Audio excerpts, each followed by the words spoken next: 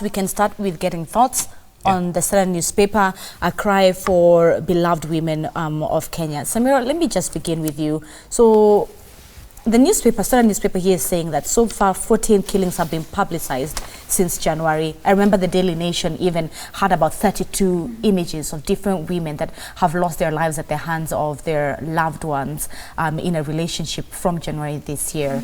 As a journalist looking inside out, what do you think? Well, firstly, I have a real problem with the phrase love killings, crimes of passion, love killings. I think when it comes to coverage of these things, we've got to watch our language because otherwise it minimizes the seriousness of the situation. And also, you know, the lack of, I don't see the word femicide anywhere. And I believe this is femicide. So for me, the problem begins with the coverage. I don't think it's serious enough. I think we underplay it, and sometimes you see on social media when they debate these stories, a lot of people defending the men involved.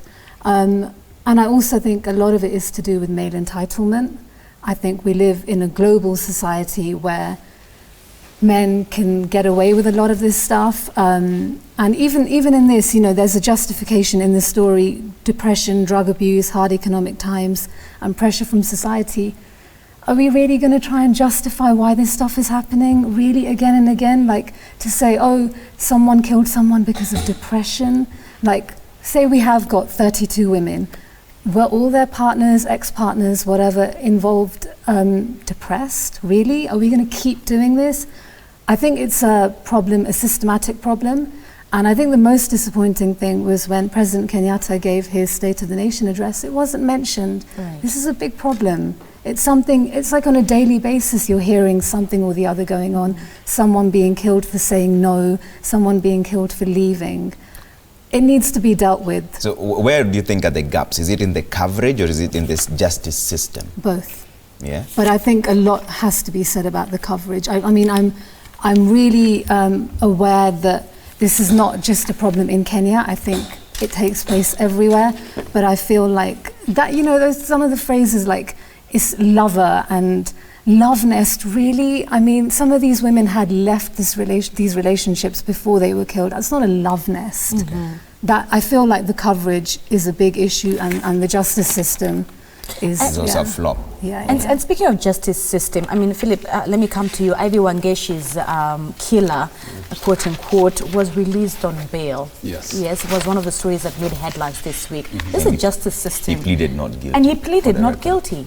You know? Well, it's in the Constitution. It's part of the law. Everybody must has a right to bail. To bail. Yes. And I saw very many reactions of people saying, "Oh, this is now he's going to be released." But of course, you must always plead before. So if you plead not guilty, now it's for the chance of the court and the prosecution and everything else to prove you guilty. So the fact that he's out, it's part of it. We are the ones who actually went and passed it anyway as a country. So this one, we really cannot blame the justice system. It's just following literally the law as it is. Yeah, so it's sad, but most of these things, once it's in court, you're trying to hope and to hope that it will follow the course to its logical conclusion. Do you feel there's more we should do as journalists in coverage? Yes. Samira is not very happy with the connotations that comes with the wordings. Okay, my biggest problem usually is also the justification that usually follows immediately after. Yeah.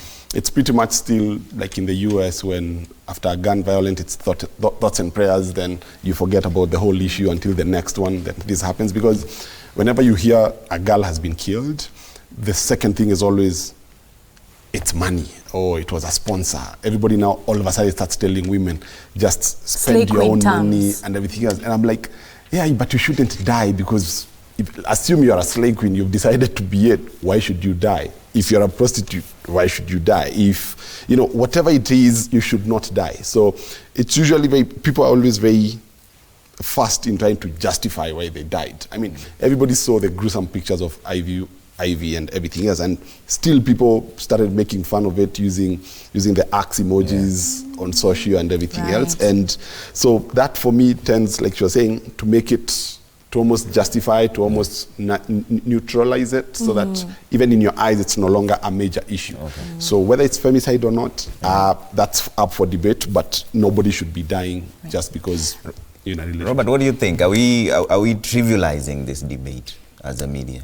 No, but I think we should be careful not to make it the new normal, because the more we keep reporting about it, the more people feel this is something that is normal in society, and the more it will start happening. So I think we should strike a balance between what we report and how much we report about it. Isn't that where the problem really is now? Because if we don't talk about it completely, then we're trying to act like it's not happening. If we talk about it, we're trying to make it almost normal. Yes, but in our reporting of what it is that we tell the public of what happened, we will give them the facts, but not really go all out in trying to, depict and show people what to do and how to,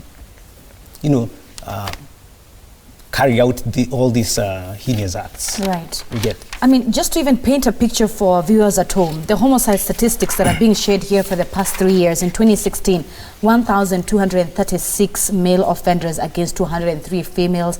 In 2017, the number went down to about 1,213 male offenders against 222 females. In 2018, that number stands at 1,126 male offenders against 186 males.